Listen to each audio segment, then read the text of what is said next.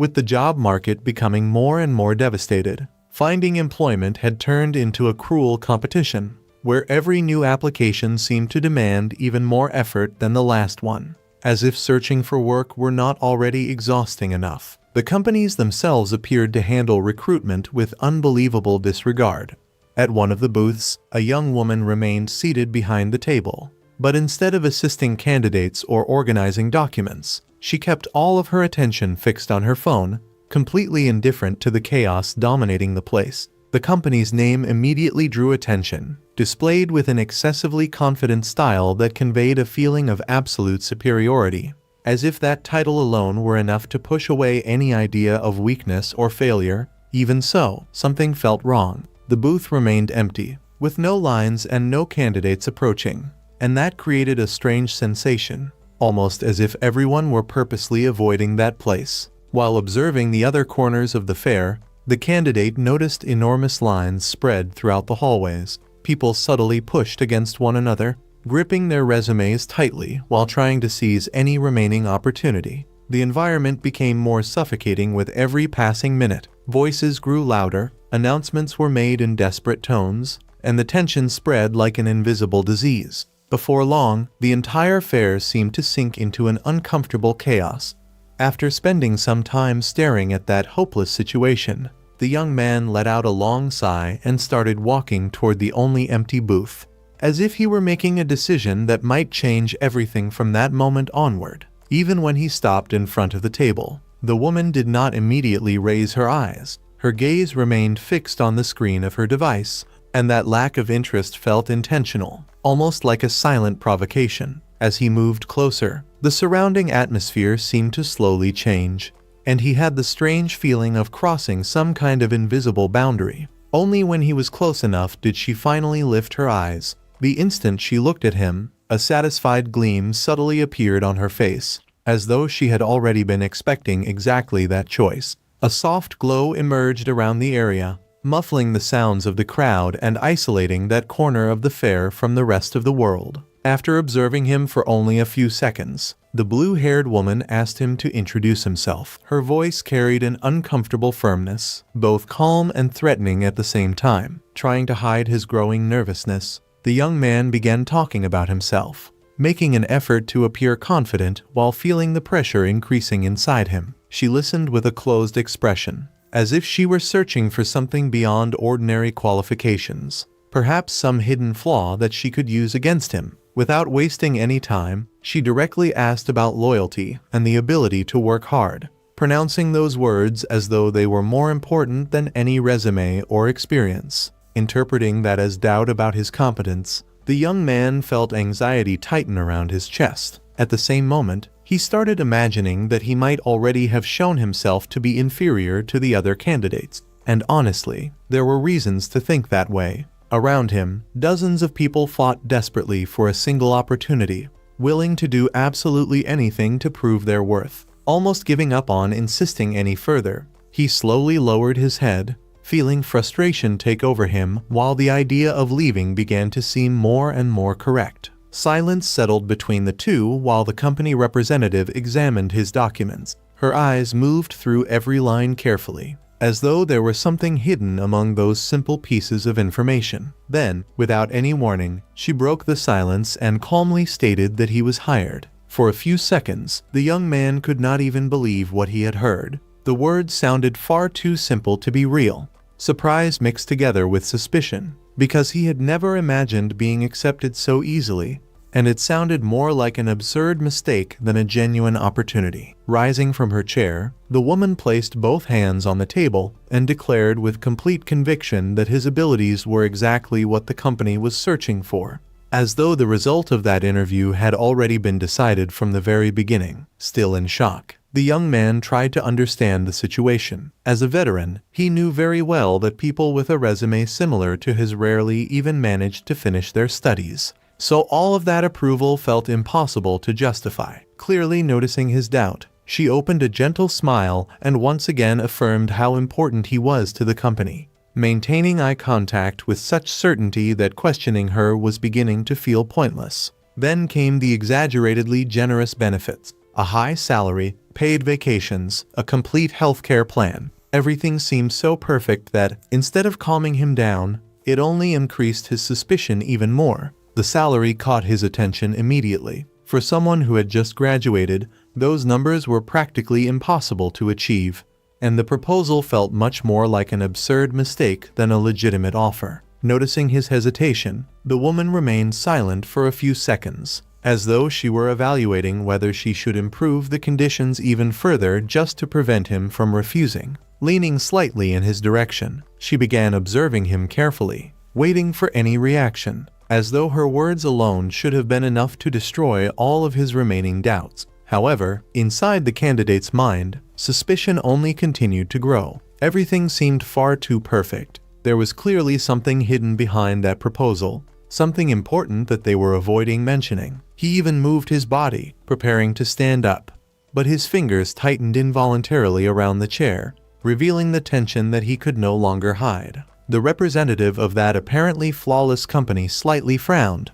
allowing an obvious sign of irritation to escape. Her interest in that candidate had already been awakened, and seeing him trying to leave threatened to ruin the plans that she seemed to have built so carefully. A determined gleam appeared in the young man's eyes. For a brief moment, he almost managed to convince himself that he needed to walk away, no matter how tempting that offer was. Trying to end everything without creating problems, he forced an uncomfortable smile and quickly mentioned urgent matters that he needed to deal with, hoping to leave the place peacefully. Even so, the irritation in his eyes was impossible to hide. He had invested far too much effort into that situation to abandon everything at the very last moment. That was when the woman coldly ordered him to remain there. The young man froze immediately, unable to understand how such simple words could carry such overwhelming authority. Her voice seemed to completely lock his body, stealing away any freedom to react. He remained seated, confused, incapable of moving even a single muscle or looking away. When he tried to stand up, he realized that his legs simply would not respond. It was as though they no longer belonged to him. The instant he noticed that, his heart began racing violently, consumed by the fear that was starting to grow without control. Even in the face of that absurd situation, the woman merely tilted her head calmly and asked for a minute, as if nothing strange were happening. Continuing to speak in a serene and confident tone, she stated that she would present enough proof to eliminate any doubts. Then she opened company records and documents, spreading everything across the table to make her words more convincing and impossible to question. With calm movements, she arranged the papers in front of him and sat on the edge of the table, insisting with complete confidence that everything was fully legalized and approved by the company's superiors. A small smile remained stamped on her face while she encouraged him to read every document carefully, as though those flawless papers were enough to erase any suspicion. Little by little, the candidate began focusing on the contents of the documents. Although one question remained trapped in his mind: why had they chosen him specifically? Realizing that his attention was beginning to shift, the woman started explaining the job in greater detail, as though she wanted to maintain complete control of the situation and prevent him from becoming suspicious again. According to her, his only duty would be supervising a property recently acquired by the company, and the work seemed unbelievably simple for such an absurd reward. Without allowing the inexperienced student any time to think properly, she mentioned the salary over and over again, and the firmness in her voice slowly began wearing down the caution he was trying to maintain. To finally conclude the negotiation once and for all, the woman casually commented on the 3 number 8s present in the identification assigned to him, giving the detail a strange, almost mystical meaning, as though it represented something far more important than it appeared at first glance. Unexpectedly, that detail ended up capturing his attention. He had always possessed a certain belief in coincidences and signs of destiny, so the idea that it might actually mean something slowly started to sound convincing. Outside, the sunlight struck against the enormous glass buildings, spreading brilliant reflections everywhere, and making the scenery look far too beautiful compared to the strange situation happening inside that booth. While he still tried to organize his own thoughts, the woman filled out the documents with speed and absolute confidence, completely ignoring any attempt he made to slow down the process. as though that hiring decision had already been settled long before he had even appeared there. As soon as she finished all of the paperwork, she calmly congratulated him on being accepted and extended her hand toward him. And, for some reason, that simple gesture finally made everything feel real. The company's newest employee only managed to give a shy smile before quietly promising that he would do his best to meet expectations, accepting responsibilities that only a few hours earlier had seemed impossible to reach. Maintaining a calm and pleasant smile, she asked him never to abandon the job without reason. But there was something firm and almost threatening hidden behind that friendly tone, which immediately made him uncomfortable. Without giving him any time to reflect on anything, his new boss began explaining the travel preparations. She casually mentioned that his ticket had already been purchased and that someone would be waiting for him at the destination station, speaking as though all of those details had already been arranged for days. The enthusiasm he was trying to maintain vanished almost instantly. He had never provided detailed personal information, so discovering that they had already booked the trip created a disturbing feeling. In a completely natural tone, she merely mentioned the contract and explained that all the information had already been sent directly to his phone, as though that were absolutely normal. Everything was happening far too quickly. There was no room to think properly, question anything, or even breathe calmly. Trying to maintain his composure, the young man merely asked quietly if he could leave now.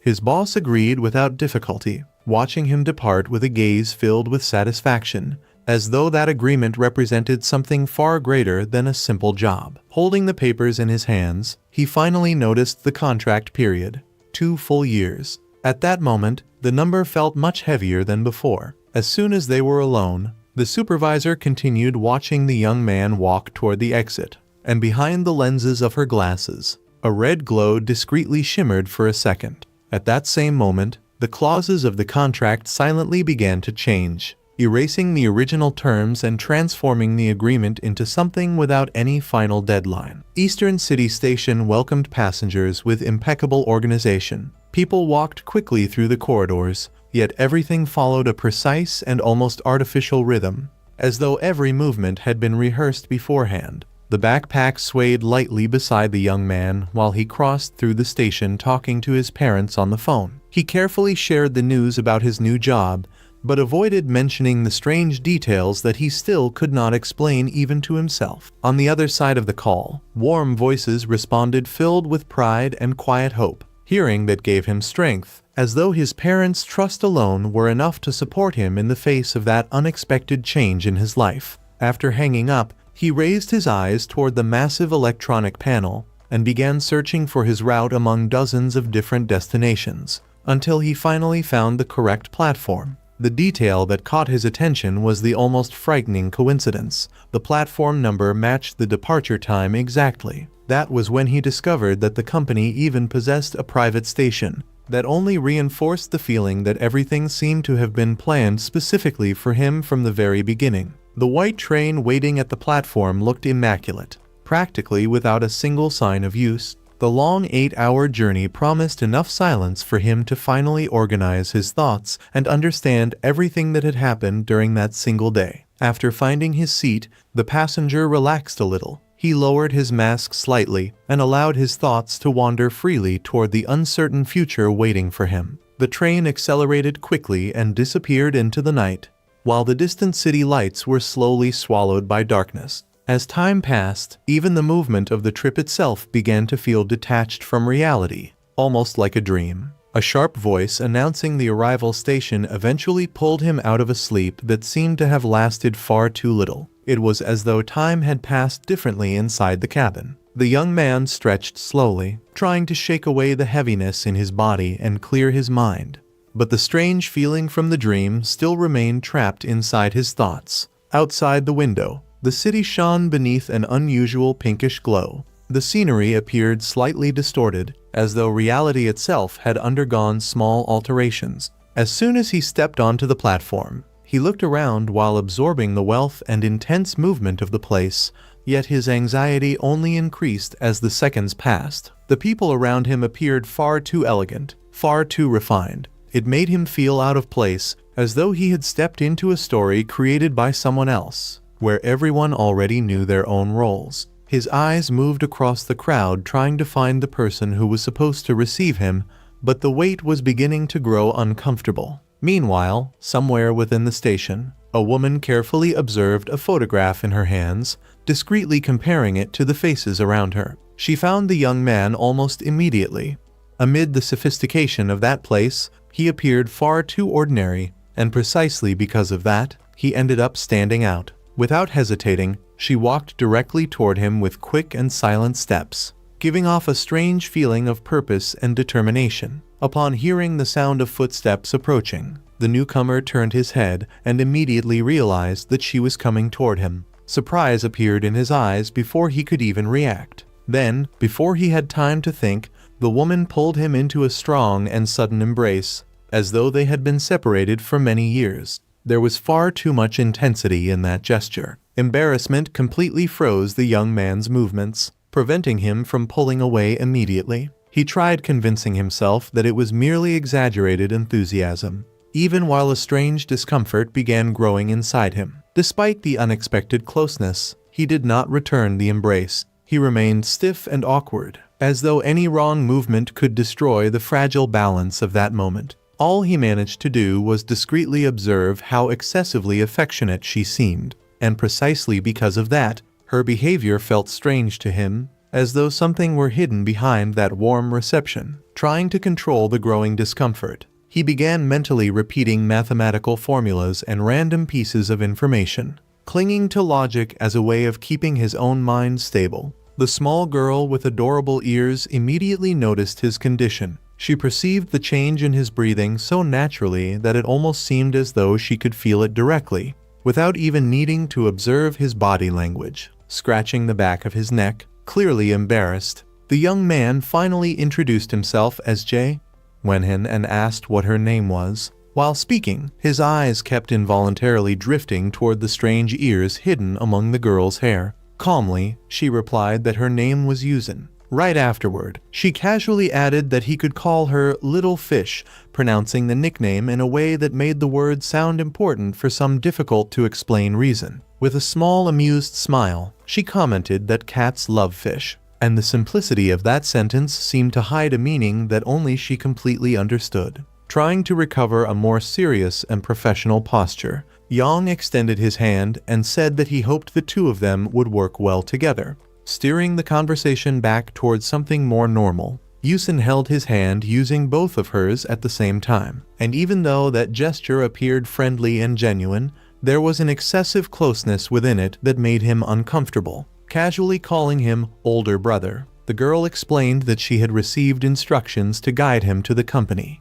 But the way she said it carried a strange weight, as though his arrival possessed far greater importance than it seemed to have. The newcomer could not shake away the growing sensation that nothing around him truly felt normal. Everything resembled exaggerated scenes from an anime, from the flawless appearance of the people to the peculiar way they spoke and acted. Trying to regain his calm, he decided to believe that perhaps those customs were simply common in that place, and that he still was not accustomed to that strange environment. As soon as they left the station, they walked toward a nearby street, where a bicycle with golden details was waiting for them. The vehicle immediately drew attention because it appeared far too refined for something so simple. Even so, his gaze kept involuntarily returning to the girl's ears, because they looked far too natural to be mere decorative accessories. After taking out a small remote control, Ewing quickly activated the vehicle and then turned her attention toward the motorcycle. Observing it more closely, he noticed the flawless finish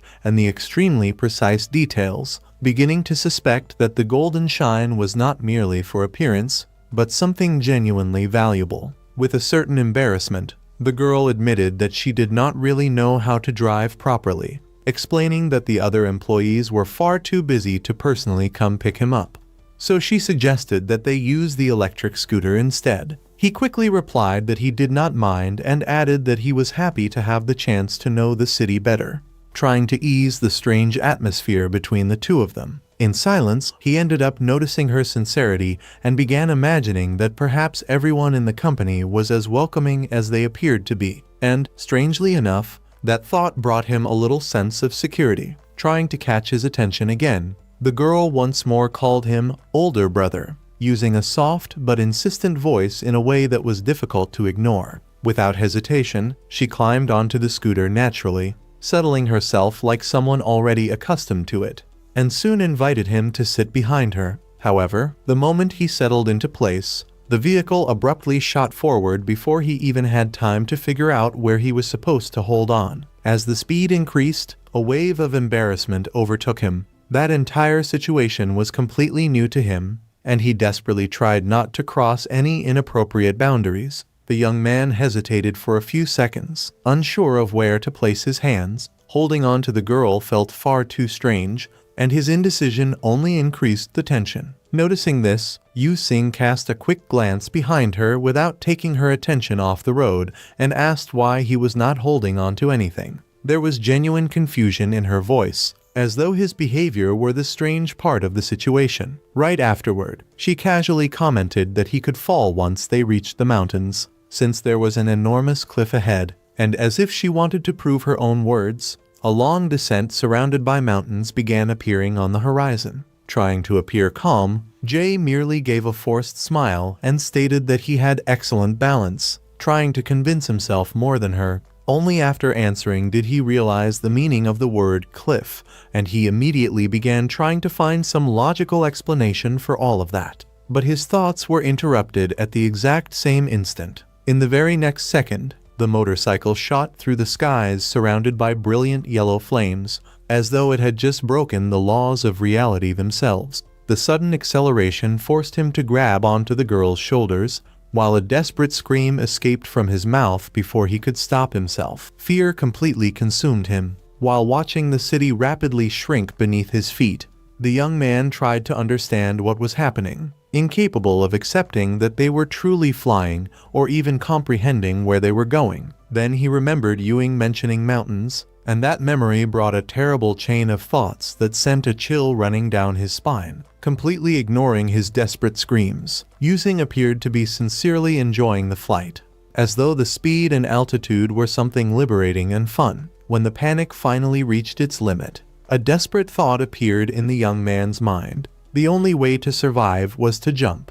Even understanding the absurd risk of that decision, he decided to count to 3, forcing himself to gather courage while the scooter continued climbing higher and higher into the sky. As soon as he finished counting, he threw himself off the vehicle, letting his body fall into the void in what he believed to be his final chance to escape. For one brief instant, he believed he had succeeded. The sensation of freedom overcame even his fear, filling him with a desperate hope that he might still survive. However, the expected fall never came. The moment he realized that, he was forced to pay attention to what was truly happening around him. Right in front of him was Ewing, holding him with extreme ease, as though he weighed absolutely nothing. On her face there was only a calm and almost amused smile. Blinking peacefully, she commented that she had already been warned about a possible escape attempt, so she had received clear orders to never let go of her prey. Ian merely stared at the girl, completely confused,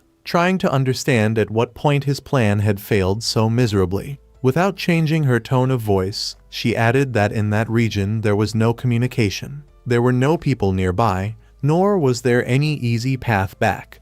And although her words were spoken calmly, that only made him even more terrified. Almost suffocating from fear, the boy shouted that they probably wanted to steal his organs, because that seemed to be the only possible explanation for everything that was happening. Now, already close to the forest surrounded by gigantic trees, the girl continued holding her new companion while he practically descended into despair. At the same time, Yusin appeared genuinely confused, as though she truly did not understand what he was talking about. The connection between his fears and reality seemed to make absolutely no sense to her. Between tears and tangled words, the young man began saying that he still had not had children, that he needed to help his parents, and begged not to be hurt, clinging to his own words as though his life depended on them. Holding him in her arms, the girl merely lowered her gaze calmly and replied that nothing bad would happen to him, but that from the moment he had signed the contract,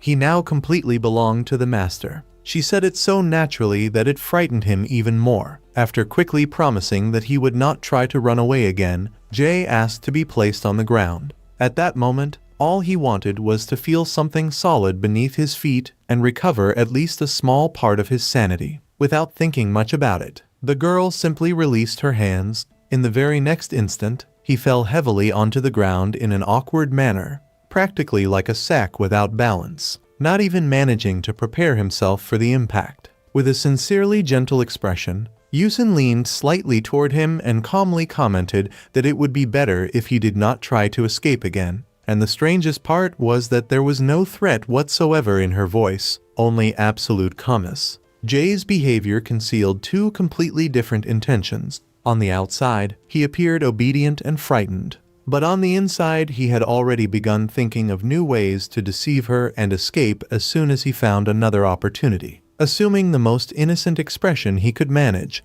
the young man slowly approached her and once again called her little fish, trying to sound friendly, harmless, and completely trustworthy. Quickly pointing toward the sky, Ian declared with complete conviction that a pig was flying right above them. Without hesitating, the girl lifted her eyes in the same direction and began searching for something impossible among the clouds, as though spiritual creatures truly could learn how to fly in that manner. While she stared into the empty sky trying to find any sign of the non-existent animal, Ian was already running away as fast as possible, not even daring to look behind him. His only objective was to increase the distance between them before she realized the trick. The thought that money could be recovered later, but his health and freedom perhaps could not, gave him the strength to keep running. Fear fueled every step, pushing him forward with even greater speed. Slowly turning around, the girl commented in confusion that she had not managed to see any pig at all. Her voice carried completely genuine bewilderment.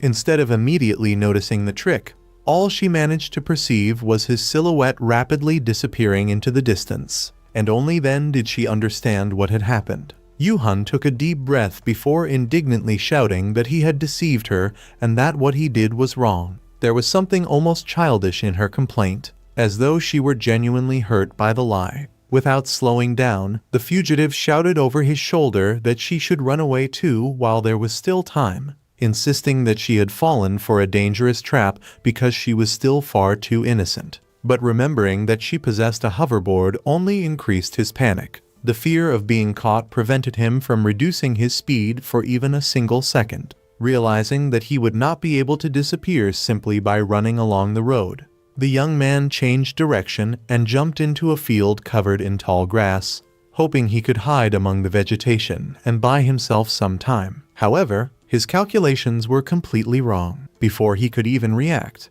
a heavy boot was already rapidly advancing from behind him. The kick struck his back with full force, tearing a cry of pain from him as he lost his balance and violently fell forward. The impact against the ground sent a sharp pain through his entire body. Irritated, the girl shouted that she would punish him for trying to escape, making absolutely no effort to hide her frustration. At that very moment, two bright notifications appeared before his eyes as though they had emerged from nowhere, registering the damage from the impact. Ian froze immediately. He had never seen anything like that before. He stared at the luminous windows without understanding what they were or how they had appeared. Soon afterward, the system displayed a detailed file about the girl, showing information about her strength, personality, and even her connection to the feline spirit clan. Yusin quickly observed the lines of information while trying to recall everything she knew about her new 16-year-old companion,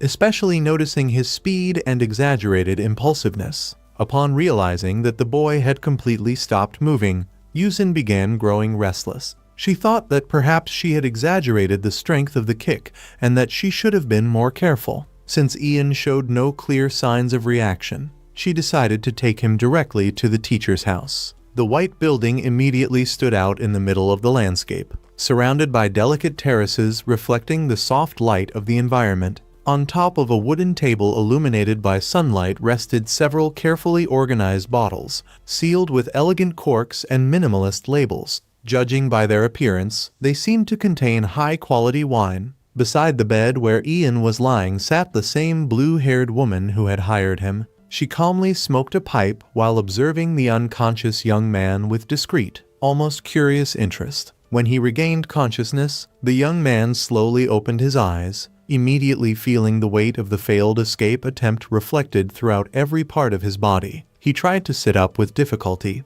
holding his head while a strong and constant pain spread through his muscles. A familiar female voice interrupted his confusion, calmly asking if he had finally awakened. The voice sounded far too close. Leaning calmly against the chair, the woman who had hired him watched him attentively, as if she were analyzing a rare object or a strange but harmless animal. Even while dazed, Ian recognized her immediately. Even so, something about her appearance seemed different now, enough to make him uncomfortable. Almost immediately, another notification appeared before his eyes, informing him that he was facing an extremely dangerous demon, capable of far more than simply guaranteeing salaries were paid on time. Strangely, among all the frightening information, the detail that caught his attention the most was the observation about possible payment delays. As he watched the smoke slowly leaving her pipe, panic began to grow inside him once again. The idea of truly being in another world, where his position depended on that woman, seemed impossible to accept. After a few seconds of silence, she calmly asked whether his obligations had not been clearly described in the contract. Right afterward, she justified the entire situation by saying that perhaps he simply had not read the terms with proper attention. Completely lost, the young man merely opened his mouth without being able to formulate any response. His mind was still trying to understand everything that was happening. Without giving him much time to think, the boss began explaining that he had entered the world of cultivators, a society supervised by a specific association.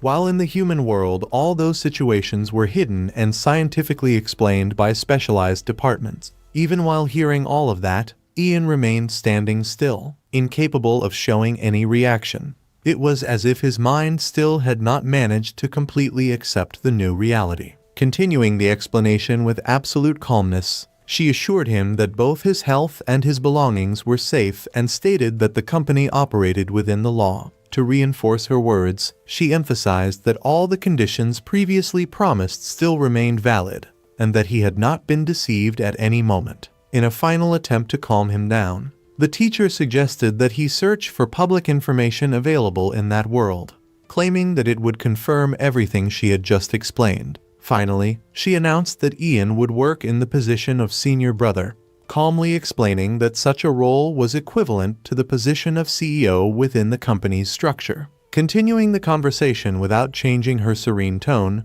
she added that his recruitment had not happened by chance. According to her, Ian possessed latent abilities hidden within himself and, precisely because of that, his arrival had practically been destined from the very beginning. After releasing another cloud of smoke in his direction, she casually asked whether he still had doubts, as if all those absurd revelations were far too simple to require reflection. The young man began responding awkwardly, admitting that everything had happened far too quickly, even partially accepting the existence of cultivators and recognizing that there was something strange inside himself. He still could not completely believe in that entire reality. With a slight tone of superiority, the woman commented that he remained surprisingly calm in the face of the most absurd situations, stating that exactly that kind of rare characteristic had made him such a valuable candidate. Ian cleared his throat awkwardly and looked away, feeling uncomfortable with so many compliments in succession.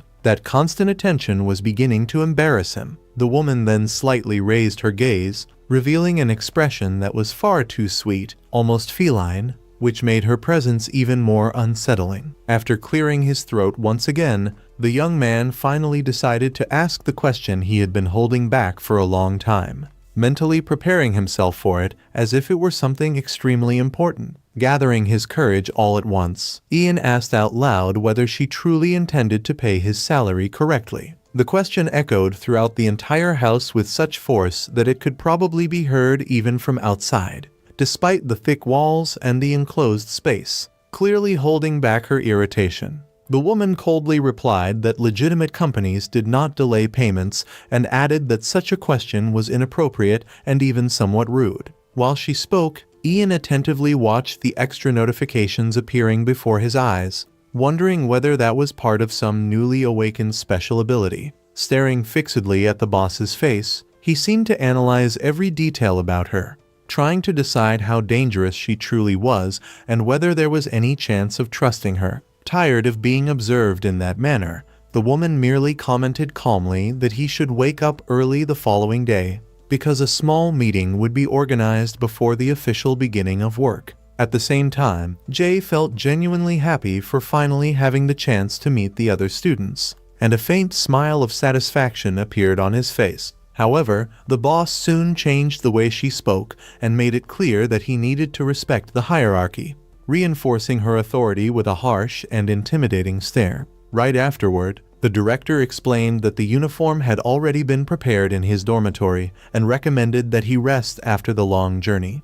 Even though it was something simple, that unexpected concern ended up conveying a comfortable and welcoming feeling. The dormitory was a two-story building with a modern style, well organized and quite comfortable. There were not many decorations or exaggerated luxuries, but even so the environment seemed pleasant and peaceful. As he sat on the floor holding the new uniform, Jay felt a different kind of satisfaction taking over him, because that was the first time he had managed to get an official job, and it brought him a calm and sincere happiness. The excitement inside him grew even more, and in his mind memories of the words spoken by Hermano Mayer began to surface. He could already imagine how he would dedicate himself to the fullest, training hard every single day, trying to surpass the other students and prove his own worth. Even so, shortly afterwards several doubts began invading his thoughts, because receiving such an important position right from the beginning seemed far too serious, and he still could not completely understand the true meaning behind all of it. Trying to better understand that entire situation, Ian came to the conclusion that perhaps it was merely a difference in age, and that thought helped relieve part of the anxiety he had been feeling. Wanting to understand the people around him better, he decided to use the system to obtain information about his classmates and memorize their names, believing that this would be essential to make a good impression right from the start. Within only a few moments, several files began appearing before him, including those of Ying and also his superior, Yuaning, all filled with details and specific information. Upon realizing that he truly possessed a system, Ian became overwhelmed with excitement and, for a brief moment, imagined himself as a protagonist destined to accomplish extraordinary feats. His mind began wandering even farther, and he started imagining how he would train the students, helping each of them become powerful warriors capable of achieving incredible accomplishments. However, his thoughts were not limited only to heroic dreams, since he also fantasized about fame, money, and recognition, because despite everything, he was still merely an ordinary person full of his own desires and ambitions. Lost in his imaginations, Ian ended up no longer paying attention to the environment around him, completely immersing himself in his own thoughts. That was when a sharp voice brought him back to reality. When he lifted his gaze, he realized that his boss was already standing before him, staring at him while asking the reason for that strange smile spread across his face. As soon as she settled herself onto the cushion, the girl lazily asked him to grab a bottle and a lighter stored in the cabinet, making it clear that she did not want to waste energy on something so simple. Surprised by her sudden appearance, Yan quickly moved to obey the request, still trying to understand how she had entered without making any sound whatsoever. While observing the drinks inside the refrigerator, he kept wondering which one he should choose, while at the same time reflecting on her strange behavior and her almost frightening calmness. After grabbing one of the bottles, he carefully handed it to the boss, noticing how she seemed completely indifferent to everything happening around her, as if nothing truly mattered. Without even thanking him, the woman struck the bottle's neck firmly, acting as though that were something absolutely ordinary. The cap came loose instantly, and a subtle air of satisfaction appeared on her face, as if she were once again confirming her own skill. Soon afterward, she brought the drink to her lips without hesitation, completely ignoring Ian's worried expression, which clearly showed discomfort at seeing her in that state. Passing a hand across her lips, the boss soon asked for a lighter to light her pipe, while her face displayed a mixture of exhaustion and peaceful laziness. Intrigued by that, Ian remained silent for a few seconds while staring at her, since he had never dealt with anything similar before and had no idea how to act. After taking a deep breath, he carefully moved the lighter closer to the flame,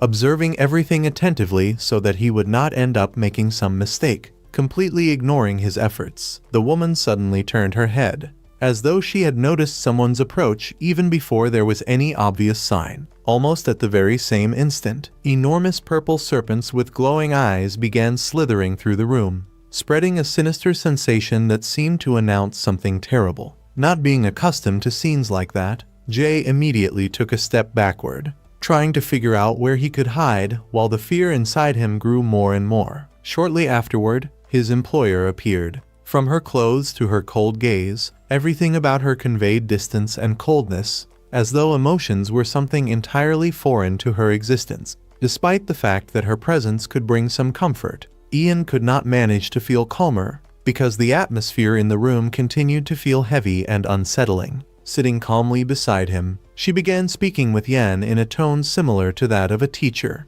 maintaining a calm voice that was naturally respectable. Still trying to accept all of that, the young man ended up mentally comparing the situation to a costume contest, searching for some familiar explanation to process what he was seeing. However, before he could calm himself, another person appeared at the door, immediately changing the atmosphere of the place. The enormous belt worn by the newcomer seemed far too heavy to be merely a decorative accessory, giving the impression that it hid something much more serious. Her dark dress molded itself against her body, while her long blue hair flowed down to her waist like a waterfall. The combination created a discreet presence that was nevertheless impossible to ignore. The cold expression on her face reinforced the sensation of danger even further, as though a terrifying force were hidden beneath that apparent calmness. The woman cast Ian a look of slight disdain, clearly showing that she did not particularly care about his presence there. Without saying anything, she sat beside them while continuing to observe everything in silence.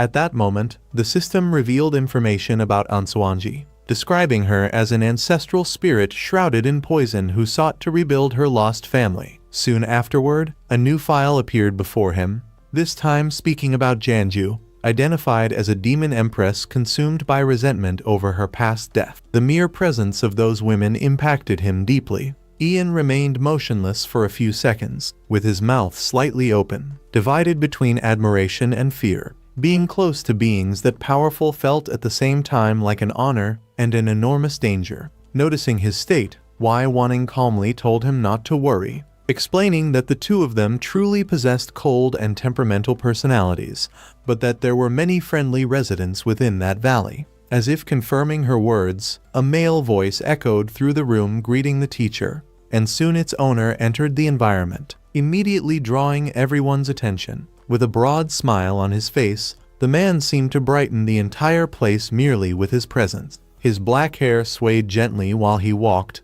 and his greeting conveyed sincerity and genuine kindness. Almost immediately, the system displayed information saying that he was an incomparable sword emperor, someone who carried the unique essence of a true hero. That description sounded impressive. Observing him attentively, Ian realized that he seemed to fit perfectly into the image of the ideal hero, combining confidence, kindness, and a natural charisma that was impossible to ignore. Without wasting any time, the man quickly approached and firmly shook Ian's hands, showing great excitement about meeting him and speaking about the promising future awaiting all of them. Maintaining his wide smile, the stranger continued saying that he would be willing to help whenever necessary, regardless of the situation, and his words sounded completely sincere. Receiving so much attention so suddenly, Ian ended up feeling uncomfortable, not really knowing how to respond to such a warm attitude, limiting himself only to thinking about how kind that man seemed.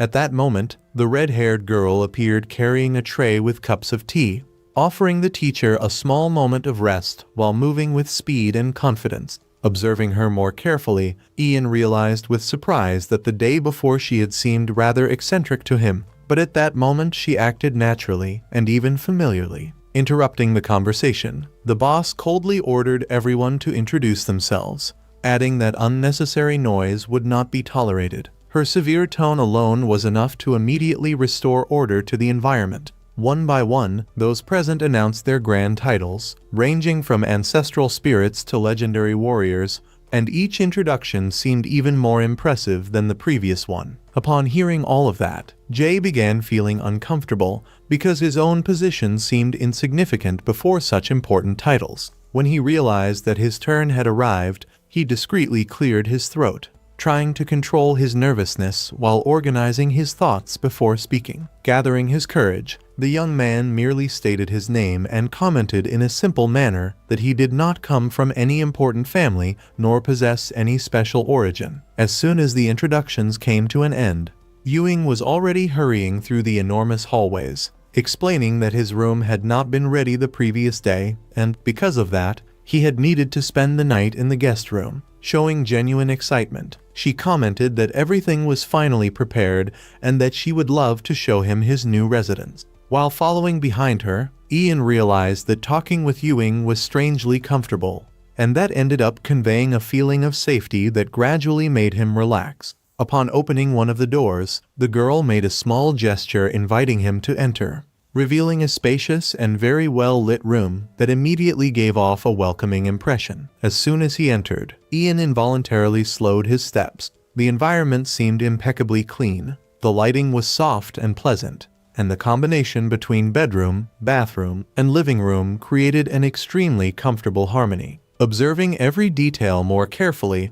the young man felt a different kind of calmness growing inside him, as though everything in that place had been carefully prepared with the comfort of its resident in mind. The personal space was organized in a simple and intelligent manner, conveying an unusual sense of tranquility. Yingla turned her gaze toward him with sincere affection, and her smile seemed spontaneous and full of energy while she said that she was happy because they would now be neighbors. Without hiding her excitement, she intertwined her fingers with his in a simple gesture that nevertheless carried a sense of lightness. Feeling slightly awkward, Jay called her little sister and commented that she could always count on his support. Right afterward, scratching the back of his neck awkwardly, he leaned slightly forward while trying to find the correct words before asking whether she knew exactly what his role in that place would be. That did not come merely from curiosity. Deep down, an uneasiness was growing inside him, because despite already having met some of Wanning's disciples, nobody had clearly explained what he was supposed to do from that point onward. Without hiding anything, the girl calmly picked up her cell phone and explained that all the details would be clarified soon, but that for now she would add him to the general group. Bringing their devices closer together, the two synchronized their screens almost perfectly, and that simple everyday scene contrasted heavily with all the supernatural extravagance present throughout the valley. In the very next instant, Ian's expression changed completely. His eyes widened in surprise, and another wave of shock overtook him, as though that day had decided not to give him even a single second of rest. The reason was not the application itself, but rather the absurd name of the group, which mentioned 4 beauties and yet another day without a massacre. The young man simply could not understand whether that was some kind of inside joke or an alarmingly sincere description of reality. Without noticing his confusion, Ewing calmly explained that that was just a group used by teachers and students to talk about notices, assignments, and everyday matters while strengthening coexistence among everyone. Little by little, night began to envelop the valley, and dense clouds hid the stars in the sky, leaving only the soft lights of the windows visible, behind which several people were still awake. Sitting on the spacious bed, Ian lazily browsed through the system's functions while revisiting the information of the people he had met during that extremely busy day. Once again, upon realizing the absurd level of those individuals, he could not avoid the feeling of being surrounded by reincarnations of emperors, demons, and legendary beings, while he himself seemed completely out of place in that environment. Trying to better understand all of that, he began to mentally review the system's functions, but he still could not find any truly impressive benefit, and gradually his irritation began to increase. Clenching his fists, he admitted to himself an unpleasant truth. Compared to those reborn beings, he seemed just a secondary character without any real importance. Trying to regain calm, Ian imagined that, in an ordinary world, such a system would be perfect for turning him into an impeccable employee. someone capable of detecting lies and escaping people's falsehoods. It was then that, suddenly, the interface completely changed, and new notifications began to shine differently from the previous ones, freezing him as a growing sense of expectation arose within him. He discovered that, after meeting 5 people, he could gain special points and, upon reaching certain levels, would unlock a favor system capable of granting him access to other people's abilities. Ian immediately sat upright on the bed, paying attention to every detail of the explanation while reflecting deeply on it. After thinking a bit, he concluded that, if he put in maximum effort, he might truly be able to reach an absurd level of power. Noticing the hidden potential in what had once seemed useless, he ended up letting out a small smile, now filled with confidence and genuine interest. However, as soon as he began to imagine his promising future, his old insecurity returned when he remembered the frightening coldness of the valley's residents. And at that moment, Jay had no idea whom he should begin his journey with. Suddenly, an unexpected thought appeared in his head, filling him with courage. His index finger rose on its own, as if his body had already made a decision before his mind, determined to simplify everything. Ian opened the system and began randomly choosing someone while murmuring a children's rhyme, allowing chance to decide who would be the first person in his strange mission. Even though it was an apparently silly choice, the young man took it completely seriously, carefully observing every movement as if something extremely important depended on that random moment. Finally, his finger stopped over the image of a girl with big ears named Wai Sing, the same one who had previously shown him his new room. With a slight smile, he silently declared to himself that he had chosen the younger sister of Yu Singromara. Frowning, Ian decided that she seemed to be the most accessible person from the start, mainly because her open personality conveyed the feeling that it would be much easier to talk to her. Not wanting to lose his newly gained courage, he quickly stood up from the soft bed, as if fearing that any delay might destroy his determination. Standing in front of the mirror, he began rehearsing possible conversations, but each sentence seemed too artificial, making him even more uncomfortable. At one point, he started treating the whole situation as a joke, pretending shyness and weakness while testing different ways of acting in front of his reflection. Carried away by the strange excitement of the moment, he moved even closer to the mirror, simulating imaginary dialogues and fully immersing himself in that almost theatrical improvisation. Taking several deep breaths to gather courage, he gently knocked on the door using the backs of his fingers. Trying to make his voice friendlier, he introduced himself and said he would like to get to know her better, hoping not to seem intrusive. The smile still remained on his face while a deep silence took over the corridor, with no sign that anyone would open the door. After a few seconds realizing he would not get a response, Jay began to wonder where Yusing might be at that time of night. He was already almost giving up and thinking of leaving it for the next day, when, suddenly, he noticed beside him a familiar high ponytail. Ju was standing in front of him, and her mere presence seemed to instantly fill the entire environment with tension. Despite being shorter than Ian, the boy could not help himself and ended up letting out a scream upon remembering the frightening information about her. After all, that girl was none other than the reincarnation of a demon empress. Irritated by the noise, Ju immediately covered his mouth firmly and pinned him against the wall, completely preventing any chance of him making another sound. Without saying a single word, the girl made it clear only through her gaze that she was ready to act at any moment, and the coldness etched into her expression made everything even more threatening. Gasping for air, the boy tried desperately to explain that they had already met before, but the most he could produce was a muffled, weak sound. In response, the irritated woman slowly raised her hand, preparing to attack him, and not even her perfectly maintained purple nails could diminish the terrifying sensation conveyed by that gesture. Overcome by fear, Jan began to think frantically that he had not even had the chance to properly start his new life, and was already at risk of dying. As her hand drew closer and closer, he almost accepted the idea that he might never have a future in that place. In a final effort not to panic, he remembered how, in many stories, protagonists recovered strength or memories precisely in critical moments, clinging to that idea as if it were his only hope. Meanwhile, Jay walked slowly toward his own residence carrying the recent victim in his hands, as if the weight meant nothing. There was naturalness in that movement, as if years of practice had turned it into an automatic habit. His gaze constantly scanned the surroundings, observing every detail and any small movement,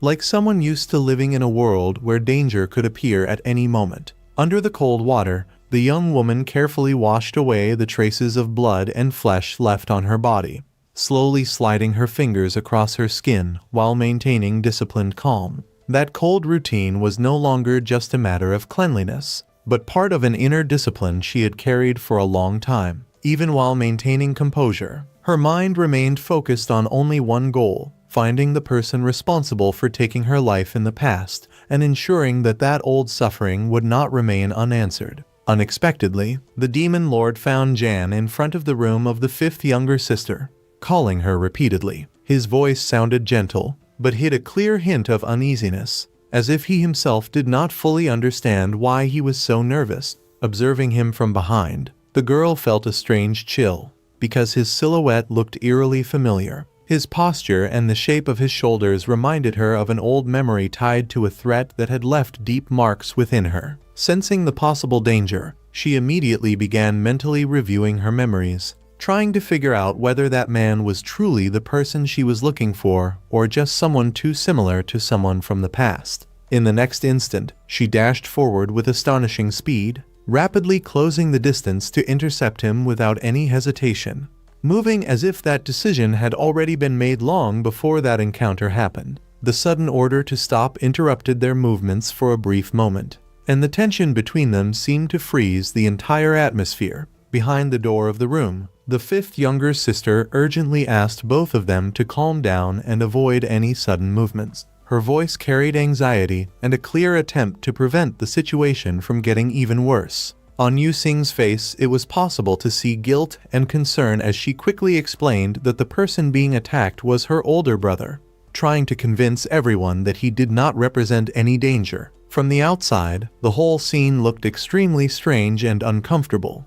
But even while filled with irritation, the girl finally loosened her grip slightly, allowing the boy to breathe again. Almost immediately, his hand moved involuntarily, reacting to the discomfort after remaining immobile for so long.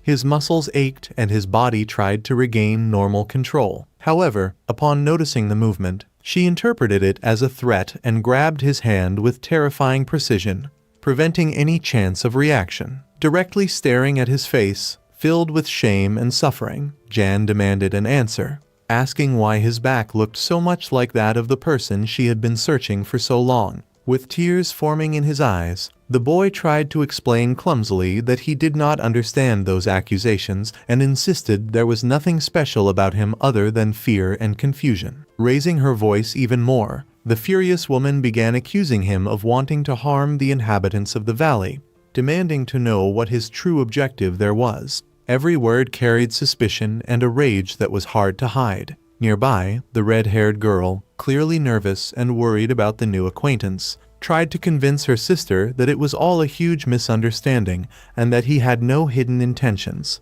After insisting several times, Yuzin asked them to release her older brother, explaining that his breathing was becoming increasingly strained and that the situation could spiral completely out of control. Even after hearing all the arguments, Jian Yu remained firm in her decision, as the memory of being deceived before was still very vivid in her mind. That was precisely what made her act with such caution. With tears in his eyes, the boy explained in a trembling voice that he never wanted to get involved in that situation, saying that he was only looking for work and had ended up being taken there against his will, with no possibility of escaping. The girl who had found him at the platform quickly confirmed his version, adding that he had tried to escape several times while she insisted on taking him to the valley. Finally, Jan released the boy, but still held onto his shirt tightly, pulling him roughly closer as if she still needed to confirm her suspicions once more. Before stepping away, she coldly warned him not to act suspiciously,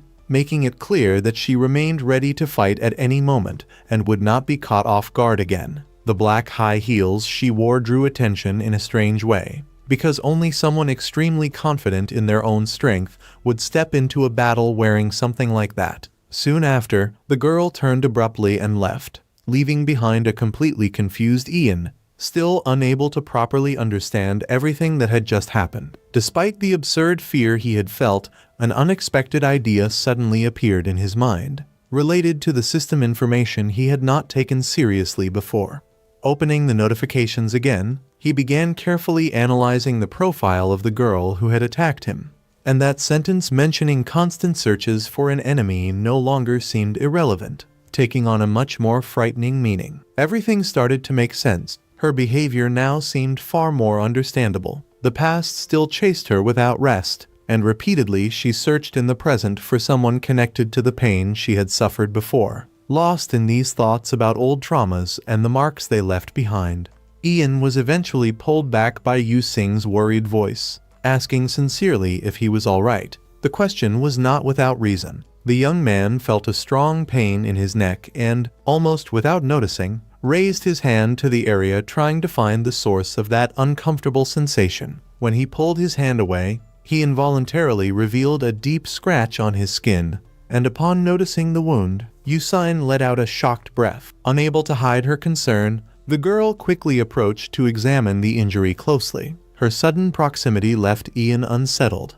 making him look away while trying to hide his nervousness. After finishing her inspection, the girl quickly commented that later he should stop by her room to pick up a healing potion. She said it so naturally and confidently that Ian stood completely still, unable to respond in time, since the girl had already disappeared behind the door in the next instant. Even after that, her words continued echoing in his mind, and Jay kept mentally repeating that simple sentence, as if there was some special meaning in it that he still could not fully understand. Soon after, the red-haired girl added that he should also apply an ointment on his injured leg, which made him even more embarrassed. Trying to act normally, the older brother maintained a calm and confident appearance, although inside he was filled with excitement at the fact that she showed so much concern for him. His thoughts flowed lightly and continuously, because deep down he wanted to get to know that girl better. And now, unexpectedly, circumstances seemed to be pushing them closer together.